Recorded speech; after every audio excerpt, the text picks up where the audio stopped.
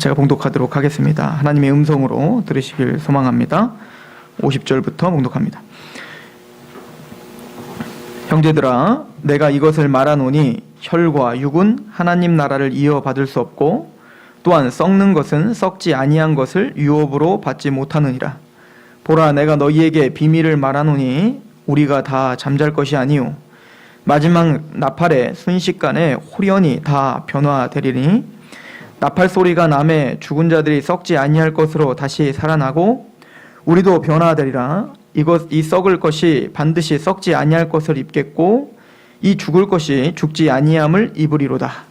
이 썩을 것이 썩지 아니함을 입고 이 죽을 것이 죽지 아니함을 입을 때에는 사망을 삼키고 이기리라고 기록된 말씀이 이루어지리라. 사망아, 너의 승리가 어디 있느냐? 사망아, 내가 쏘는 것이 어디 있느냐? 사망이 쏘는 것은 죄요 죄의 권능은 율법이라. 우리 주 예수 그리스도로 말미암아 우리에게 승리를 주시는 하나님께 감사하노니 그러므로 내 사랑하는 형제들아, 견실하며 흔들리지 말고 항상 주의 일에 더욱 힘쓰는 자들이 되라. 이는 너희의 수고가 주 안에서 헛되지 않은 줄 알미라. 아멘. 우리 잠시 기도합니다. 우리를 위해 십자가에 죽으시고 또 장사지을 만에 사흘 만에 우리를 위하여 다시 살아나신 부활의 주님, 그 능력, 그 은혜가 우리에게 동일하게 있는 줄 믿습니다. 주여, 죽어있던 우리를 영적으로 살려주시고 하나님을 알게 하시며 더 나아가 이 몸을, 썩어질 몸을 썩지 않을 몸으로 부활시켜 주실 하나님을 기대하며 오늘날 우리가 주 하나님께 고난을 달게 지고 헌신하며 있습니다. 하나님이 하나님의 성도들이 이 시간 주님의 부활의 능력과 그 영광을 보게 하시옵시며 특별히 이로 말미암아 우리의 삶이 변화되는 놀라운 은혜도 체험케 하시옵소서. 이 시간 전하는 입술을 겸손케 하시며 듣는 하나님의 백성의 마음과 그 귀를 열어주옵소서. 예수 그리스도의 이름으로 감사하며 기도하옵나이다. 아멘.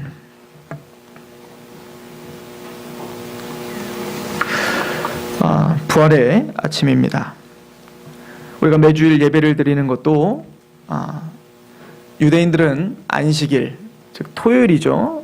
토요일날 회당에 모여 하나님의 말씀을 나누지만 기독교인들, 예수 그리스도를 믿고 있는 우리는 안식일을 주일로 변경하여 주일날 같이 모여서 하나님을 찬미합니다. 그 의미는 바로 예수님이 안식 후 첫날 부활하셨기 때문에 그렇습니다. 안식일의 참된 의미란 우리에게 영원한 안식, 참된 안식을 주시는 의미가 있죠.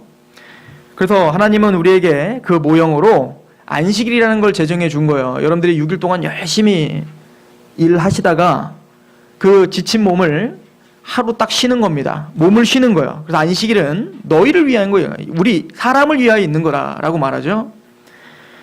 그것을 통해서 배우는 겁니다.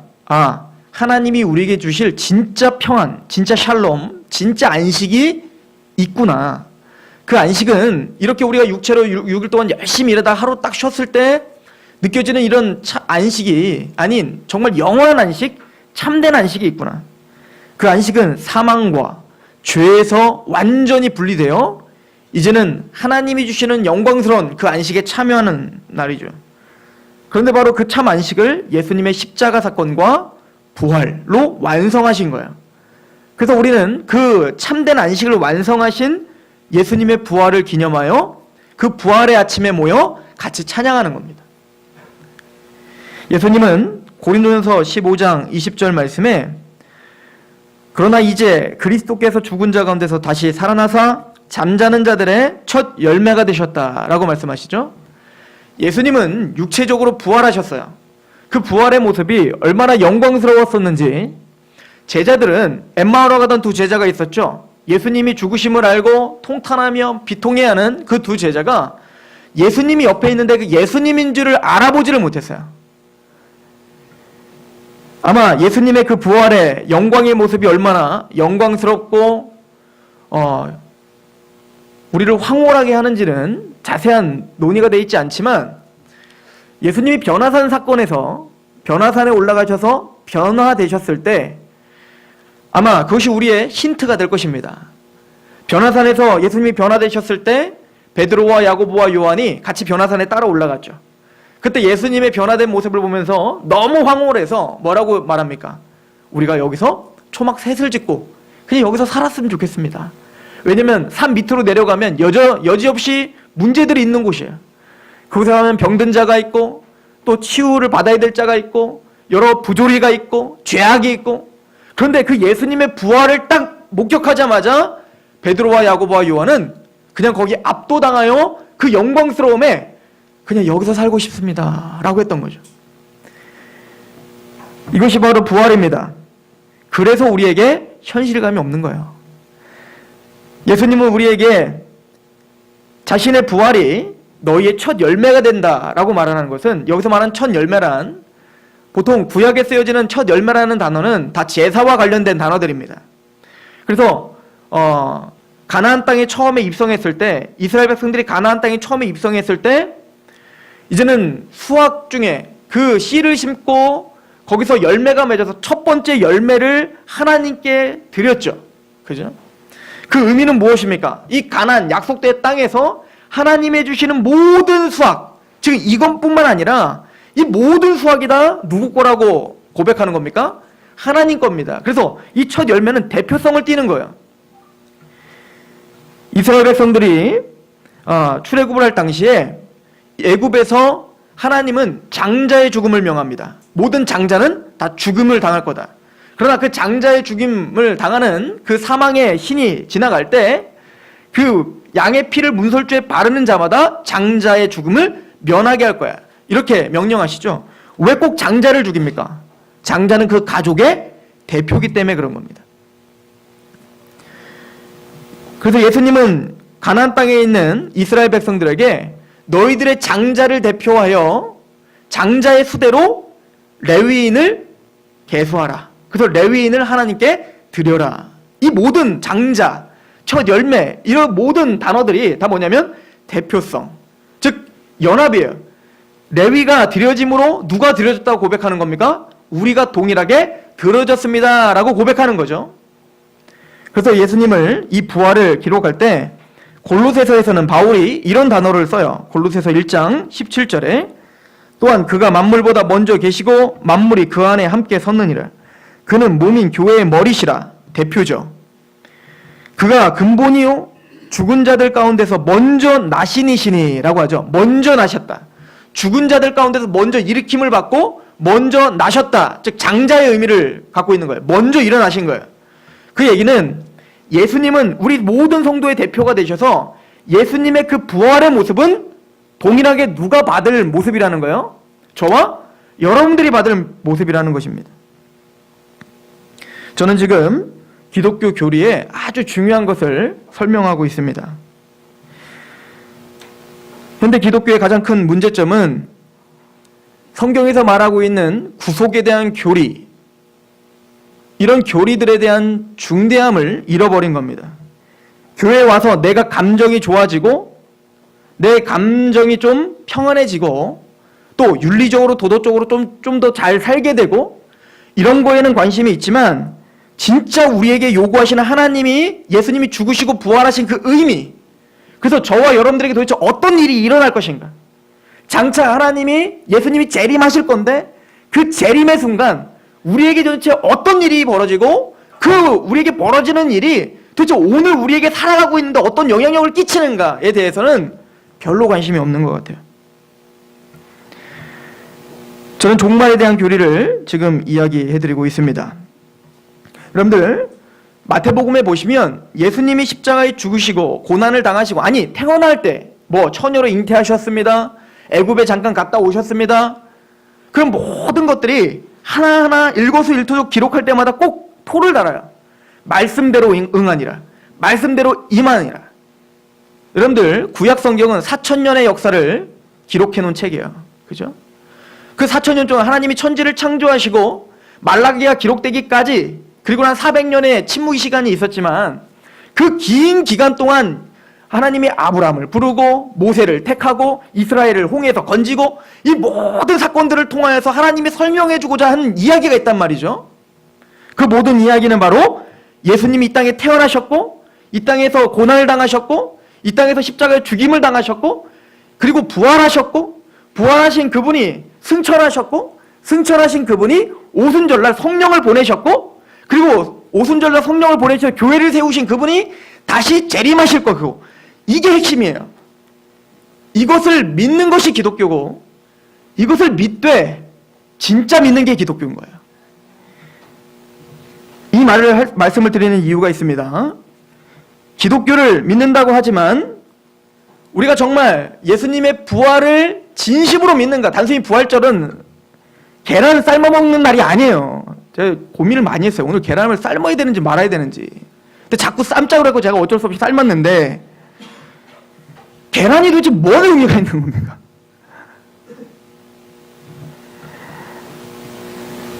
부활절날 마땅히 여러분들이 알아야 될 걸 우리가 알자. 제가 일주일 동안 저뿐만 아니라 여러분들도 우셨죠? 그죠? 침몰 사건 때문에 지금도 고통당하죠. 그 사건을 보면서 결론은 하나입니다. 리더십의 부재예요. 누구 하나 그 배에서 통수하는 사람이 없었고 도망갔죠. 또 이 나라에서 구조를 하는데도 외신들은 이상한 거예요. 왜 배가 침몰하고 있는데 그 안에 그 어떤 누구도 투입이 안 됐냐 이거야. 어떤 누구도 거기서 밧줄을 내미는 사람이 없었고, 이 모든 체계들이 다 불합리하다. 그리고 모든 것이 다 매뉴얼대로 움직이지 않았다는 거예요. 그게 우리를 화나게 하는 겁니다. 분명히 매뉴얼이 있습니다. 선장은 총책임을 져서 끝까지 책임을 진다. 2등 항해사는 끝까지 남아서 모든 지휘를 통수를 한다. 1 조타수는 계단을 내려야 된다. 그 다음에 조타수는 그 배를 다 펴서 다 띄워야 된다. 다음 어떤 선원은 모두가 다 그 위급한 상황에 구명조끼를 나눠줘야 된다. 이게 다 기록이 돼 있더라고요. 근데 선장은 도망갔고, 2등 항해사 도망갔고, 모든 조타수 도망갔어요. 매뉴얼이 지켜지지 않은 것입니다. 또 이 모든 사고 체계를 담당해야 될 우리나라의 그 담당자들은 다 낙하산들입니다. 그 조난과 이런 것들에 대해서 실무 경험도 없고 전문 지식도 없는 사람들이, 왜 그런지 모르겠어요. 우리나라는 그런 감투를 쓰는 게 좋은가 보죠. 다 감투만 갖고 있는 사람들이 앉아 있으니 매뉴얼도 모르고 어떻게 해야 될지도 모르는 겁니다. 우왕좌왕인 거예요. 매뉴얼은 생명인데 그 매뉴얼을 읽지 않는 거죠. 매뉴얼은 생명인데 그 매뉴얼을 훈련하지 않는 거죠. 그러니 진짜 재앙이 닥쳤을 때 훈련되지 않은 사람들이 우왕좌왕하다가 엄청난 참사를 겪게 되는 겁니다. 저는 그걸 통해서 제가 항상 이런 일이 있을 때 이걸 예화로 든다는 게 항상 죄스럽지만 교회를 볼 수밖에 없어요. 이 교회가 화려하고 크고 부자가 되는 데는 관심이 있지만 진짜 하나님이 우리에게 주신 매뉴얼에 대해서는 관심이 없는 거예요. 교리에 대한 이야기를 어려워해요. 왜 어려울까요? 그냥 세상 이야기하고 윤리 이야기하고 좋은 재밌는 예화 이야기하면 재밌어하고 은혜 받았다고 하는데, 왜 교리 이야기, 지금 예수님이 십자가에서 죽으셨고 부활하셔서 우리에게 있을 일에 대한 이야기를 하는데 왜 나랑 상관이 없는 얘기처럼 듣느냔 말이죠. 이게 교회 문제 아닌가요? 여러분들은 부활을 얼마나 묵상하고 사셨습니까? 또 그 부활이 저와 여러분들을 얼마나 훈련되게 했고 얼마나 여러분들을 강하게 했으며, 오늘 보십시오. 사도 바울이 고린도전서에 보면 내가 어떻게 그 죽음을 이겨낼 수 있겠느냐, 내가 어떻게 그 모든 핍박을 감당할 수 있겠느냐, 이것은 다 부활 때문이다라고 말하잖아요. 기독교의 핵심은 부활입니다. 단순히 계란을 삶아먹고 부활하셨습니다, 축하합니다라고 주위 사람들에게 계란을 나눠준다고 되는 게 아니에요. 진짜 부활을 전하십시다. 진짜 부활, 예수님이 부활하신 의미와 그 부활의 능력과 비밀을 우리가 알아야 됩니다. 오늘 보면 51절에 보라, 내가 너희에게 비밀을 말하노라. 비밀입니다. 이건 비밀이에요. 감춰졌던 겁니다. 아무도 몰라요. 그냥 육신으로 태어난 자는 부활을 이해할 수도 없고 들어도 깨달을 수 없는 거예요. 부활은 우리에게 황홀한 영광을 약속하고 있습니다. 고린도전서 15장 45절에 기록된 바 첫 사람 아담은 생령이 되었다 함과 같이 마지막 아담은 살려주는 영이 되었나니, 그러나 먼저는 신령한 사람이 아니요 육의 사람이요 그 다음에 신령한 사람이니라. 첫 사람은 땅에서 났으니 흙에 속한 자이거니와 둘째 사람은 하늘에서 나셨느니라. 무릇 흙에 속한 자들은 저 흙에 속한 자와 같고 무릇 하늘에 속한 자들은 저 하늘에 속한 이와 같으니 우리가 흙에 속한 자의 형상을 입은 것 같이 또한 하늘에 속한 이의 형상을 입으리라. 두 형상이 있다는 거예요. 흙에 속한 자와 하늘에 속한 자가 있다는 겁니다. 이것은 우리에게 하나님이 성경을 통해서 첫 번째 아담을 통해 흙에 속한 자가 누구고 두 번째 아담이신 예수님을 통해 하늘에 속한 자가 누군지를 설명하는 거예요. 흙에 속한 자는 죄를 범하여 다시 흙으로 돌아갈 이 육체를 가리킵니다.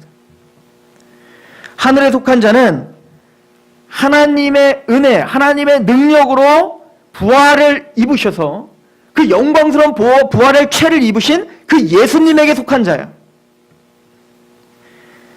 그리고는 고린도전서 15장 50절에 형제들아 내게 이것을 말하노니 혈과 육은 하나님 나라를 이어받을 수 없고 또한 썩는 것은 썩지 아니할 것을 유업으로 받지 못해요.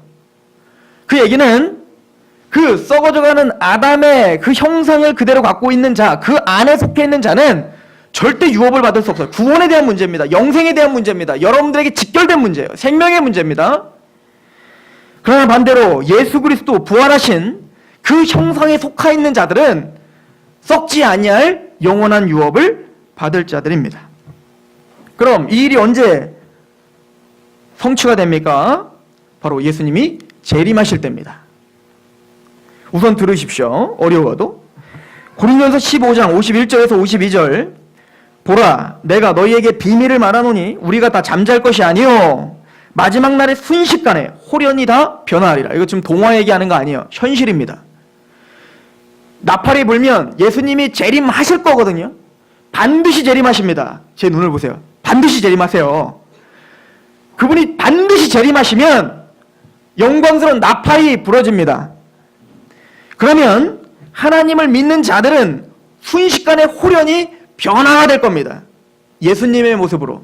그럼 이미 죽은 사람들이 있죠. 예수님을 믿고 이미 죽은 사람들이 있고 오늘 만약에 예수님 재림한다고 생각해 보십시오. 오늘 예수님이 지금 이 시간에 재림하실 수도 있잖아요. 예수님이 재림하시면 우리도 변화하고 죽었던 자들도 변화가 돼요. 같이. 데살로니가전서 4장 13절 형제들아 자는 자들에 관하여는 예수님을 믿고 자는 사람들, 예수님을 믿고 죽은 사람들을 가리킵니다. 형제들아 자는 자들에 관하여는 너희가 알지 못함을 우리가 원하지 아니하노니 여러분들 다 알아야 된다는 거예요. 어떻게 될 건지 우리가. 이는 소망 없는 다른 이와 같이 슬퍼하지 않게 하려 함이라. 우리가 예수께서 죽으셨다가 다시 살아나심을 믿을진데 이와 같이 예수 안에서 자는 자들도 하나님이 그와 함께 데리고 오시리라. 예수님을 믿고 있는 여러분들도 육체적인 죽음을 한번 반드시 옵니다. 물론 예수님이 오늘 재림하시면 육체적인 죽음을 넘어가겠지만 그러나 예수님을 십자가와 부활을 정말 믿고 있다면 예수님이 재림하는 그날 예수님은 그들을 어떻게 하신다요? 다시 데리고 오신다는 거예요. 지금 죽어있던 자들은 없어지고 썩어지고 사라진 게 아니에요. 둘로 딱 나눠진다고 말합니다. 영원한 천국 아브라함의 품 낙원에 있고 한 부류는 영원한 지옥 불못에 던져져서 죽은 나사로를 보면서 그 부자 이 땅에서의 것 이 땅의 것 썩어질 것에만 집착하며 살았던 사람들은 모두가 다 불못에 던져져 하나님 아브라함이요 저 나사로에게 나에게 좀 물 한 방울만 찍어서 나에게 코에 좀 묻혀주세요. 혀에 좀 묻혀주세요. 물 한 방울만 묻혀줘도 내가 살겠습니다 할 정도로 그 뜨거운 불못에서 고생을 당하겠다는 거예요. 영원히. 그러나 하나님은 말합니다. 얘야 그럴 수 없다. 이제 구렁텅이가 다 있어서 더 이상 건너갈 수도 없고 더 이상 기회도 없다. 그러면 아브라함이요 내가 여기 있는 거 어쩔 수 없다고 치고 아직 죽지 않은 내 자녀들 내 가족들에게 나를 보내주지 못한다면 나사로라도 다시 좀 살려주세요.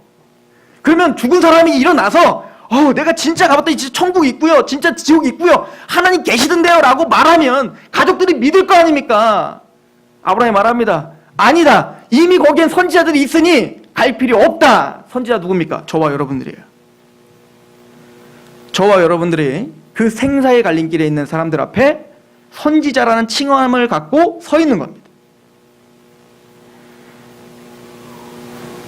그렇게 영원한 죽음 가운데 있는 사람들이 예수님이 재림하시면 불못 가운데 있는 자들도 다 나와 심판을 받고 이제 영원한 불못으로 다시 던져지게 될 것이고, 예수님을 믿고 죽었던 그 믿음의 사람들은 다시 예수님이 강림하실 때 그들은 예수님과 함께 우리 눈앞에 보여지게 될 것입니다. 예수님이 그들을 데리고 오실 거예요. 그럼 우리는 어떻게 될까요? 15절, 우리가 주의 말씀으로 너희에게 이것을 말하노니 주께서 강림하실 때까지 우리 살아남아 있는 자도 자는 자보다 결코 앞서지 못하리라. 즉 우리가 먼저 부활하고 이런 거 아니라는 거예요. 주님이 강림하실 때 예수님을 믿고 죽으신 그 믿음의 선진들을 다 데리고 올 겁니다. 16절, 주께서 호령과 천사장의 소리와 하나님의 나팔 소리로 친히 하늘로부터 강림하시리니 그리스도 안에서 죽은 자들이 먼저 일어나고 그 후에 우리 살아남은 자들도 그들과 함께 구름 속으로 끌어올려 공중에서 주를 영접해요. 그래서 우리가 구원받은 자들은 다 끌어올려 공중에서 이미 죽은, 예수님을 믿고 죽은 자들과 우리가 함께 만나 그때 예수 그리스도를 영광스럽게 찬양하고 경배하고 그때 호련히 한꺼번에 부활의 몸으로 싹 덧입혀질 것입니다. 전 동화 얘기하는 거 아니에요. 여러분 얘기하는 거예요. 이게 믿어져야 돼요. 이게 부활을 믿는 신앙이에요.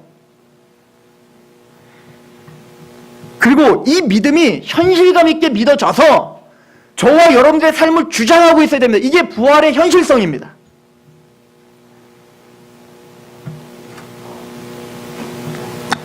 이 영광스러운 변화, 베드로와 야고보와 요한이 예수님의 그 부활의 영광을 봤을 때 주체할 수 없었던 그 영광스러움과 놀람과 기쁨이 있었던 것처럼 이 사실을 믿고 있는 예수 그리스도의 속죄와 나의 죄를 담당하신 그 예수님의 화목제물과 또한 예수님의 살아나심이 그분과 연합된 나에게 이제 의롭게 하시는 그 사실을 믿고 나를 이제 미래의 영광스러운 일의 부활의 몸으로 입혀주실 것을 믿어 하나님 앞에 구복하고 있는 사람들,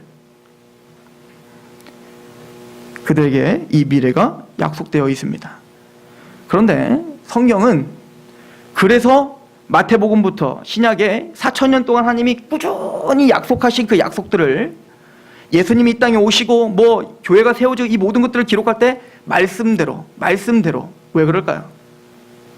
말씀대로 모든 것이 성취되었다는 걸 계속 각인시켜주고 계시는 거예요. 예수님이 십자가에 죽으셨다는 게 정말 말씀대로 이루어진 걸 믿으십니까? 예수님이 부활하신 게 정말 말씀대로 이루어진 걸 믿어지십니까? 그러면 여러분들에게 일어날 그 영광스러운 미래는 반드시 올 거라 믿으셔도 되는 거예요. 베드로전서 3장 18절에 그리스도께서는 단번에 죄를 위하여 죽으사 의인으로서 불의한 자를 대신하셨으니 이는 우리를 하나님 앞으로 인도하려 하심이라. 육체로는 죽임을 당하시고 영으로는 살리심을 받았으니, 예수님은 성령으로 살리심을 받은 거예요. 예수님이 이 땅에 태어나신 것, 동정녀 마리아에게서 태어나신 것 성령으로 잉태됐죠? 예수님이 모든 사역 가운데 누구와 함께 동행하셨습니까? 성령님과 동행하셨죠. 예수님이 십자가상에서 끝까지 누구와 함께 동행하십니까? 성령님과. 예수님이 부활하신 거 누구와 함께? 성령님과. 예수님이 승천하신 것도 누구와? 성령님과. 지금도 우리의 중보자가 되셔서 예수님이 우리와 함께 하신대요. 누구로 말미암아? 성령님으로. 그런데 그 성령이 바로 오늘 저와 여러분들에게 오신 거예요. 그래서 그 성령님이 예수님에게 역사했던 그 모든 역사의 그 매뉴얼대로 우리를 지금 인도하고 계시는 거예요. 요한복음 3장 5절에 예수께서 대답하시되 진실로 진실로 내게 이르노니 사람이 물과 성령으로 나지 아니하면 하나님 나라에 들어갈 수 없다. 즉 성령이 역사하시지 않으면 우린 다시 태어날 수도 없고 의인 될 수도 없으며 하늘나라를 생각할 수 없습니다. 그래서 에베소서 2장엔 참 재밌는 이야기가 나오는데 잘 들어보십시오. 에베소서 2장 5절 6절인데요. 허물로 죽은 우리를 그리스도와 함께 살리셨고, 허물로 죽은 우리를 예수님이 죽으셨을 때 우리가 함께 죽었고, 예수님이 살아나셨을 때 우리를 어떻게 하셨다는 거예요? 이미 살리셨대요. 이미 부활은 우리에게 먼저 어떻게 됐어요? 일어난 거예요. 1차적인 부활이 일어났어. 뭐가 살아났습니까? 우리의 영이 살아난 거예요. 죽어있던, 허물과 죄로 죽어있던 우리가 살아난 거예요. 예수님의 십자가 부활과 연합해서. 그럼 살아났다는 증거가 뭐냐면 하나님이 믿어지기 시작하는 겁니다. 그 십자가가 보이는 거예요. 그 십자가가 감격스러워지고 그 예수님의 십자가 부활이 정말 내 사건이라 믿어지는 순간 우리는 뭐예요? 내 영이 살아났다 고백하는 거예요. 그리고 보십시오. 어디까지 가나? 너희는 은혜로 구원을 받은 것이라. 또 함께 일으키사 부활했죠? 그리스도 예수 안에서 함께 하늘에 앉히셨으니 부정과거로 쓰여졌어요. 변화될 수 없는 과거형입니다. 무슨 얘기입니까? 예수님이 지금 승천하셨을 때 이미 우리는 거기와 연합해서 우리는 이 땅을 밟고 살고 있지만 저와 여러분들은 영으로는 지금 어디에 앉아 있다는 거예요? 하늘에 이미 앉아 있는 자라는 거예요. 뭐 앞으로 갈지 안 갈지가 모르는 게 아니라 이 약속이 믿어진다면 여러분들은 이미 어디 앉아 있다? 하늘에 예수님과 함께. 이게 동일시예요. 연합입니다. 이게 세례예요. 세례. 여러분들이 세례를 받을 때 예수님 십자가에 죽으셨을 때 내가 거기에 같이 죽었습니다를 고백하는 거예요.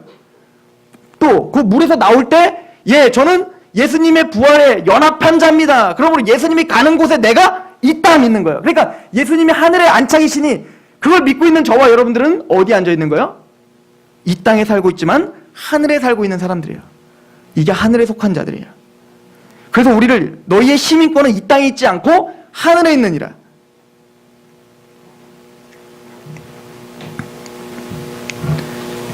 골로새서 2장 12절도 마찬가지입니다. 너희가 세례로 그리스도와 함께 장사되고 또 죽은 자들 가운데서 그를 일으키시는 하나님의 역사를 믿음으로 말미암아 그 안에서 함께 일으키심을 받았느니라. 함께, 예수님과 함께.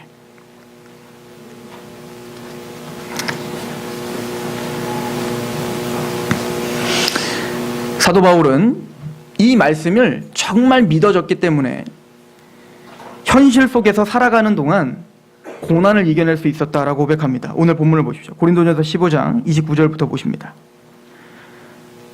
만일 죽은 자들이 도무지 다시 살아나지 못하면 죽은 자들을 위하여 세례를 받는 자들이 무엇을 하겠느냐? 어쩌여 그들을 위하여 세례를 받겠느냐? 세례가 무슨 의미가 있니? 라고 말하는 거예요.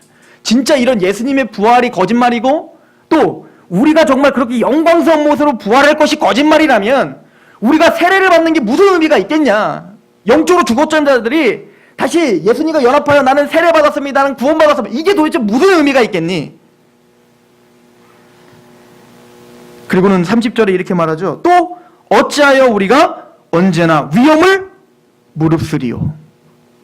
사도 바울이 위험을 무릅쓰고 복음을 전파하고 주님의 말씀을 포기하지 않고 타협하지 않고 십자가를 달게 지고 걸어갈 수 있었던 힘이 어디 있었다는 거예요? 이 부활의 영광을 끊임없이 묵상했기 때문인 거예요. 31절도 보십시오. 형제들아 내가 그리스도 예수 우리 주 안에서 가진 바 너희에게 대한 나의 자랑을 두고 단언하노니 나는 날마다 죽노라. 사도 바울은 이 삶을 살아가면서 날마다 죽노라라고 고백합니다. 왜요? 내가 죽으면 내가 다시 살아날 것이니까.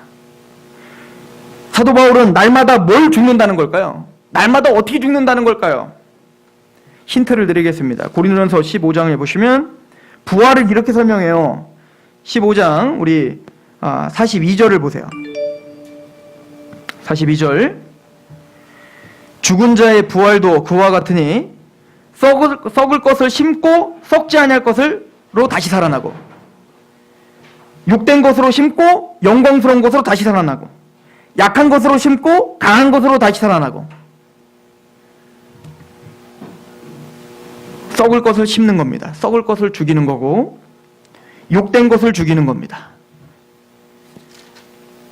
즉 이것은 물론 우리가 최종적인 완성된 부활의 몸이 있을 때 이 썩어질 육체가 심어지고 죽어지면 성도에게 있어서는 그게 진짜 죽음이 아니라 그건 뭐라는 거예요? 씨앗이 땅에 심겨져서 썩어요. 이거 죽은 거죠. 그러나 진짜 죽은 게 아니라 그 씨앗이 썩어지면 화려하고 영광스러운 꽃이 피는 거예요. 마찬가지로 성도에게 있어서는 부활이 그렇다는 거예요. 이 땅에서 이게 고통인 것 같고 하나님 나에게 즐거움을 정말 다 뺏어가려고 하십니까? 라고 할 정도로 하나님이 요구하시는 말씀이 우리에게 답답할지라도 그 욕심과 세상의 것, 썩어질 것을 심는 겁니다. 쉽게 예를 들어서 내 알량한 썩어질 자존심을 심는 거예요. 오른뺨을 때리는 자에게 내 자존심으로 어떻게 해요? 살아있는 나로서는 어떻게 합니까? 2대 때려야죠. 한 대만 때립니까? 복수까지 하고. 그러나 그 자존심을 죽이는 겁니다. 그럼 주님은 부활의 약속, 썩지 아니할 것으로, 영광스러운 것으로 다시 살아나게 하시겠다는 거예요. 사도 바울은 이 부활의 신앙을 갖고 단순히 미래에 내가 이렇게 영광스럽게 변화된 대로만 끝난 게 아니라 오늘 내가 성화, 즉 거룩하게 되는 원동력으로 사용하고 있었던 거예요. 내가 이렇게 참을 수 없는 것을 참는 거, 죽이는 거, 그 이유가 아무런 이유 없이 그래 하나님 앞에 그래 이를 꽉 깨물고 한 게 아니라 하나님은 반드시 이걸 통하여 나에게 영광스러운 것으로 다시 돌려주시리라. 신령한 것으로, 썩어지지 아니할 것으로, 이 일시적인 걸 심으면 영원하고 영원한 것을 나에게 다시 회복시켜 주시리라. 이게 부활 신앙이었던 겁니다.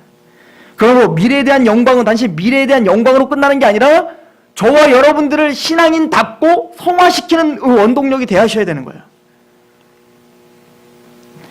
빌립보서 2장 2절부터 보면 마음을 같이하여 같은 사랑을 가지고 뜻을 합하여 한 마음을 품어 아무 일에든지 다툼이나 허영으로 하지 말고 오직 겸손한 마음으로 각각 자기보다 남을 낮게 여겨라. 너희 안에 이 마음을 품으라. 곧 그리스도 예수의 마음이니 그는 근본 하나님의 본체시나 하나님과 동등됨을 취할 것으로 여기지 아니하고 오히려 자기를 비워 종의 형체를 가지사 사람과 같이 되셨고 사람의 모양으로 나타나사 자기를 낮추시고 죽기까지 복종하셨으니 곧 십자가에 죽으심이라.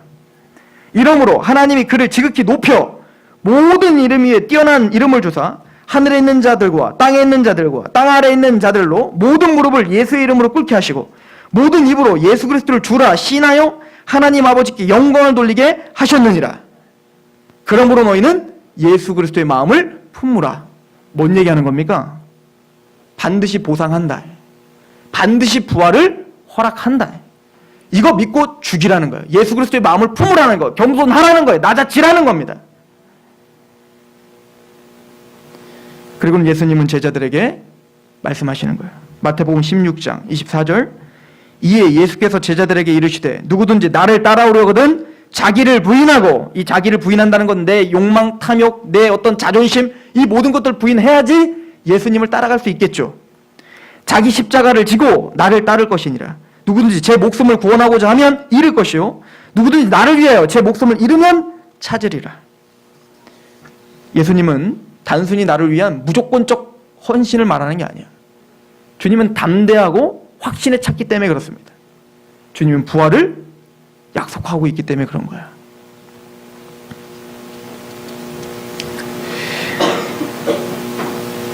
주님은 우리에게 부활을 확고하게 주실 거라 약속합니다. 예수님의 부활은 바로 우리가 믿는 도리의 확증입니다. 예수님이 부활하심으로 저와 여러분들에게 올 모든 약속이 이미 주어졌습니다. 고린도전서 15장 12절 말씀을 한번 보시겠습니까?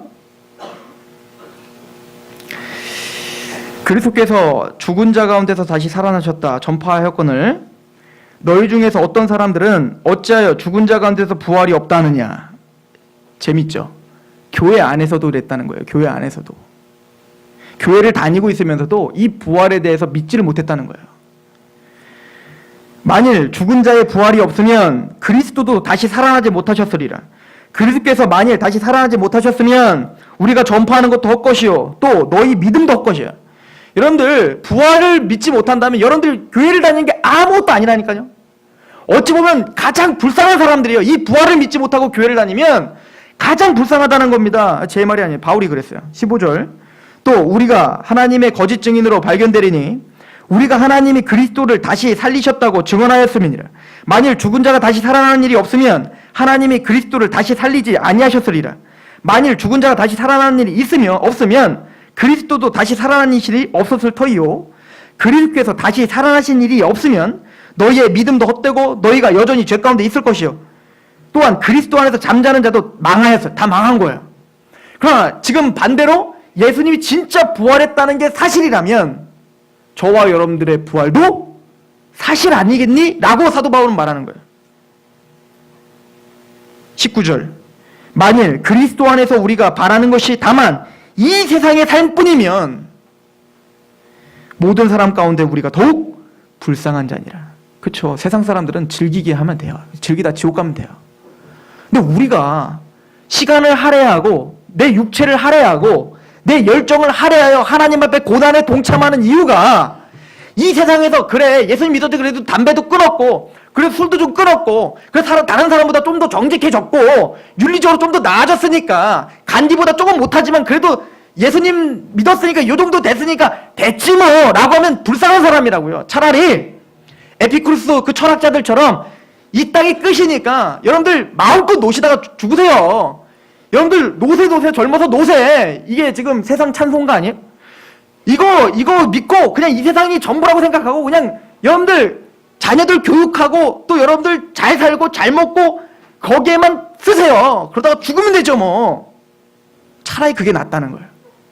교회를 다니면서 이러지도 못하고 저러지도 못하고 왠지 예수님 안 믿으면 안 될 것 같은데 그렇다고 또 이건 믿어지는 것도 아니고 가장 불쌍하다는 거예요. 가장 불쌍하다는 사도 바울이 보기엔. 여러분 참된 부활의 신앙이 살아나길 소망합니다. 저는 이 부활의 신앙이 회복될 때 저와 여러분들에게 거침이 없는 믿음이 생길 줄 믿습니다. 고린도전서 15장 58절 같이 읽어보겠습니다. 사도 바울이 길게 부활에 대한 이야기를 논하면서 마지막 이렇게 결론을 내립니다. 같이 봉독합니다. 시작. 그러므로 내 사랑하는 형제들아 견실하며 흔들리지 말고 항상 주의 일에 더욱 힘쓰는 자들이 되라. 이는 너희의 수고가 주 안에서 헛되지 않은 줄 알미라. 반드시 하나님은 부활의 아침에 여러분들을 깨우실 것입니다. 그때 깨달을 것입니다. 헛된 것이 아니었구나. 하나님 이 놀라운 영광에 참여시켜 주신 거, 깨닫게 하신 거 감사합니다. 그 놀라운 영광이 저와 여러분들에게 있길 소망합니다. 기도하겠습니다. 아버지 하나님, 이 부활절 하나님 앞에 그 부활의 의미를 다시 한번 되새깁니다. 예수님이 우리 죄를 위해 십자가에 죽으셨고 우리를 의롭다 하시기 위해 부활하셨습니다. 그리고 하나님이 하늘로 승천하셨던 그 모든 사건들이 우리에게 이루어질 확실한 약속임을 믿게 하시옵시며 또 그 부활의 믿음이 우리의 삶을 헌신시키고 우리의 삶을 변화시키며 또 하나님이여 하나님이 주실 그 영광을 바라보며 기꺼이 주님과 세상이 줄 수 없는 그 평안과 그 기쁨을 누리게 하옵소서. 하나님이여 참된 신앙으로 이 세상에서 불쌍한 자가 아닌 참된 영광스러운 하나님 왕같은 제사장으로 하나님 백성들을 기억하시고 도와주시며 완성시켜 주옵소서. 예수 그리스도의 이름으로 감사하며 기도합나이다. 아멘. 우리 찬양합시다.